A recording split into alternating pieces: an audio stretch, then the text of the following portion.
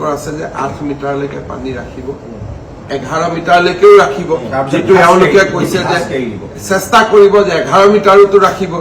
তাৰ পিছত যেতিয়া নোৱাৰে দামৰ ওপৰত তেতিয়া ধাস কৰি গেটখন খুলিব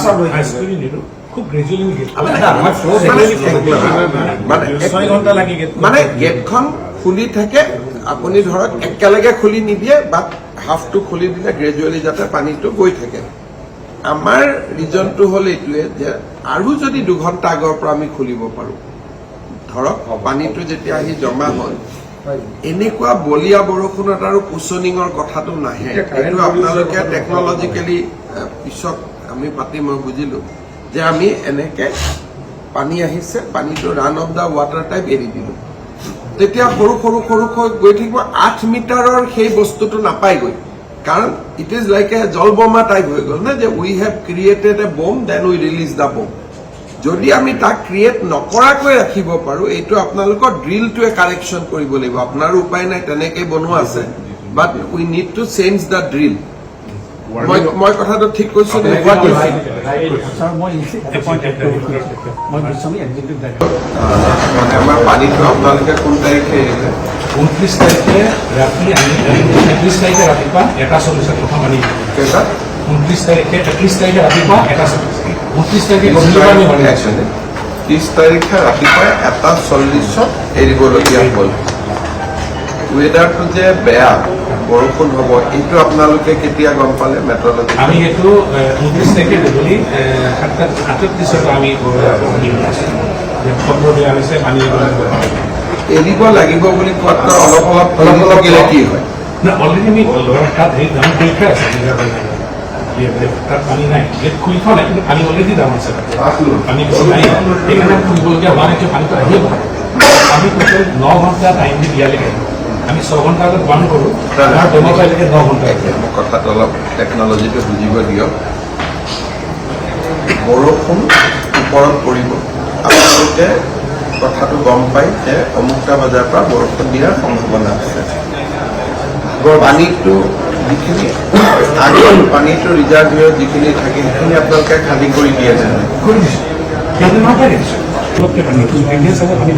ঠিক আছে মই বুজিলোঁ এৰাটো বুজিলোঁ যেতিয়া 6টা বজাত পানী প্ৰথম খুন্দাটো মাৰিছে সেই সময়ত একেলগতে 6টা বজাত ছাডেনলি বহুত জোৰে পিক মাৰিছে 1672লৈকে উঠিছে আপুনি ৰাতি এটা লাগি দিয়ে নহয় আমি তেতিয়াই দিছোঁ বিজুলী কিন্তু আমি গেটখন ঘপকৈ উঠাই দিব নোৱাৰোঁ তলফালেতো আমি তেতিয়া 3 মিটাৰ 3.5 মিটাৰ 4 মিটাৰ 4.5 এনেকৈ গৈ তাৰমানে আপোনালোক আৰু আমাৰ মাজত কথাটো মই নাজানো টেকনলজিৰ কাৰণে আপোনালোকে নোৱাৰে নে কি কৰে আমাৰ আৰু আপোনালোকৰ মাজত কথাটো ক'ত নিমিলে যে পানীটো আহিলে ওপৰৰ পৰা আপোনালোকে প্ৰথম গম পালে যে পানীটো আহিব আৰু পানীটো অহাৰ মিনিমাম আপোনালোকে 4-5 ঘণ্টা আগত লগায় চ' সেইখিনি সময়ত ডিচিক ফোন এটা কৰি আমাৰ মানুহখিনিক এলাৰ্ট কৰিব লাগে যে আজি পানী কিন্তু মই পৰিৱেশটো আমি ভাল দেখা নাই আপোনালোকে মানুহখিনিক আগতীয়াকৈ ৱাৰ্ণিং কৰক এতিয়া আপোনালোকে কি কৰিছে গ্ৰুপত এটা মেছেজ দিছে মোৰ হাতত যিটো খবৰ আছে এতিয়া গ্ৰুপত মেছেজ দিয়াটো হ'ল কি যে ডিচিজনেতো নাজানে যে আজি বৰষুণ দিব তেওঁতো শুই থাকিব ডেফিনেটলি কথাটো বুজি পালে ধৰক আজি মই এতিয়া ঘৰৰ পৰা গ'লোঁ 10টা বজাত মই ঘৰ গৈ পালোঁ 10টা বজাত স্বাভাৱিক মানুহ শুই যায় মইতো গম নাপাওঁ যে বৰষুণ আহিব কিন্তু মোক কোনোবাই ক'ব লাগিব যে ছাৰ আজি কিন্তু আপুনি নুশুব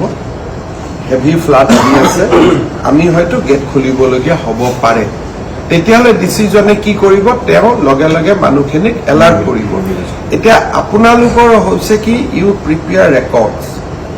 স্পিৰিট আৰু লেটাৰৰ মাজত এটা বহুত ডাঙৰ গেপ থাকে যদি আপোনাৰ আৰু ডিচিৰ আপুনি মোক আকৌ এবাৰ কওক কেইটাত আপুনি প্ৰথম গম পাইছিলে যে আজি পানীটো আহিব আমি 29 তাৰিখে 7:30 মানত আমি তো 7:30 ডিচি আৰু আপোনাৰ এটা টেলিফোনিক কনভাৰচেশ্যন হ'ব লাগিছিলে কথাত কৈছিল নেকি এতিয়া কথাটো হ'ল যে আপোনালোকৰ ৰঙানদীৰ পাৱাৰ প্লেণ্টত এজন ছিনিয়ৰ মানুহ ষ্টেচন আছে যোনে নহওক মেনেজাৰ হওক এছিষ্টেণ্ট মেনেজাৰ হওক MD হওক DM তো 7:30 বজাত কাৰণ এইবিলাক সদায় নহয় বছৰত কোনোবা এটা দিনত কেতিয়াবা এনেকুৱা এটা পৰিৱেশৰ কনফ্ৰণ্টেশ্যন হয় ডিচিক আপোনালোকে এটা 7:30 ফোন কৰিব লাগিছিল যে ডিচি ডাঙৰীয়া আজি কিন্তু আমাৰ অলপ ভয় লাগি আছে, পৰিৱেশটো আজি অলপ খেলি মেলি হ'ব পাৰে। এইটো বস্তু এটা পিছত টেকনিকেলি পৰীক্ষা কৰিব লাগিব যে পানীটো গ্ৰেজুৱেলি ওপৰত উঠি গ'ল, তেতিয়া আপোনালোকে খুলি দিলে। Weather আহোঁতেই like run of the system যে আহিছে আমি লগে লগে এৰি দি আছো, মানে ৰিজাৰ্ভিয়ত আমি সোমাবই দিয়া নাই, পানীটো লগে লগে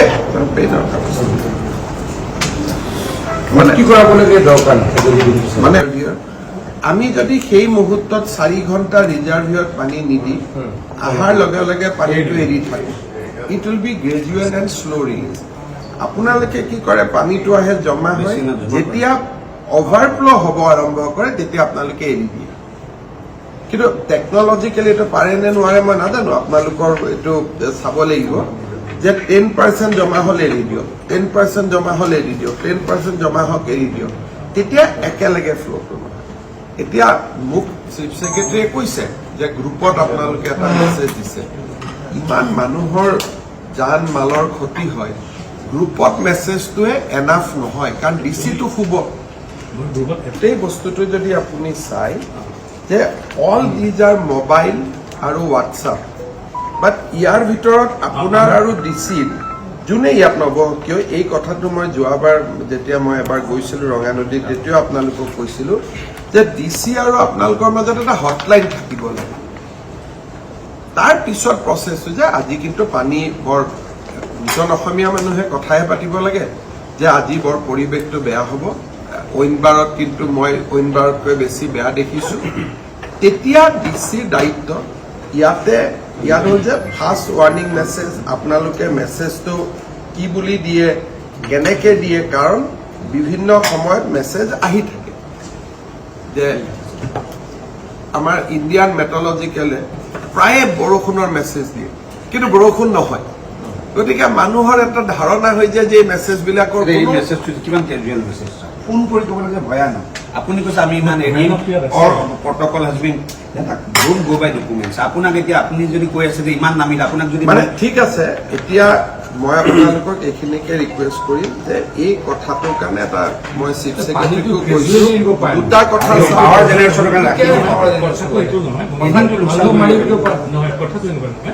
আমাৰ যিটো নিয়ম, আমাৰ তাত ফ্লাড কুচনিং কৰিব দিয়ে, ফ্লাড পিকটো এনেকে আহে হাইড্ৰ ভাৰ্টাৰ, তো এই গোটেই ফ্লাডটো এনেকে মানে আপোনালোকৰ পিকটো ৰাখি দিব নহয়। আপোনালোকৰ ফ্লাড কুচনিং যিটো কয় সেইটো একচুৱেলি হেভি বৰষুণত ফ্লাড কুচনিংটো ট্ৰাই কৰিব নালাগে। মই আজি আপোনাৰ কথাটোৰ পৰা টেকনিকেলি এইটোৱে বুজিলো যে আপোনালোকৰ এটা পইণ্ট আছে য'লৈকে আপোনালোকে পানীটো ৰাখে, once that water level is process আপোনালোকে ৰিলিজ কৰে। আমাৰ কথাটো হ'ল যে ডেট ইজ এ ৰেট্ৰগেটিভ, আমাৰ কথাটো হ'ল যে হুৱেন দেৰ ইজ এ হাই ৰেইন তেতিয়া আপোনালোকে কুচনিংটো এৰি দিব লাগে। তেতিয়া কুচনিংটো যদি কৰিব খোজে পানী উইল বি ৰিলিজ, এটা ঢাক্কা আহিব। আমি কৈছো ঢাক্কা আহিব নালাগে, let it be gradual slow'. সেইটো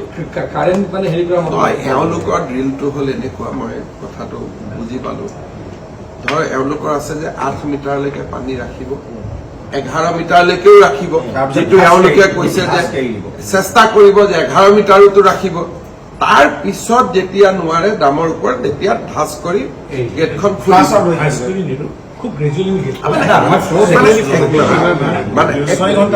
মানে গেটখন খুলি থাকে। আপুনি ধৰক একেলগে খুলি নিদিয়ে, বা হাফটো খুলি দিলে গ্ৰেজুৱেলি যাতে পানীটো গৈ থাকে। আমাৰ ৰিজনটো হ'ল এইটোৱে যে আৰু যদি 2 ঘণ্টা আগৰ পৰা আমি খুলিব পাৰোঁ, ধৰক পানীটো যেতিয়া আহি জমা হয়, এনেকুৱা বলীয়া বৰষুণত আৰু কুচনিঙৰ কথাটো নাহে। এইটো আপোনালোকে টেকনলজিকেলি পিছত আমি পাতি মই বুজিলো যে আমি এনেকে পানী আহিছে, পানীটো run of the water type এৰি দিলো, তেতিয়া সৰু গৈ থাকিব। 8 মিটাৰৰ সেই বস্তুটো নাপায়গৈ, কাৰণ ইট ইজ লাইক এ জলবোমা টাইপ হৈ গ'ল না, যে উই হেভ ক্ৰিয়েটেড এ বম দেন উই ৰিলিজ দ্য বম। যদি আমি তাক ক্ৰিয়েট নকৰাকৈ ৰাখিব পাৰোঁ, এইটো আপোনালোকৰ ড্ৰিলটোৱে কাৰেকশ্যন কৰিব লাগিব। আপোনাৰো উপায় নাই, তেনেকেই বনোৱা আছে, but we need to change the drill. মই কথাটো ঠিক কৈছো। মই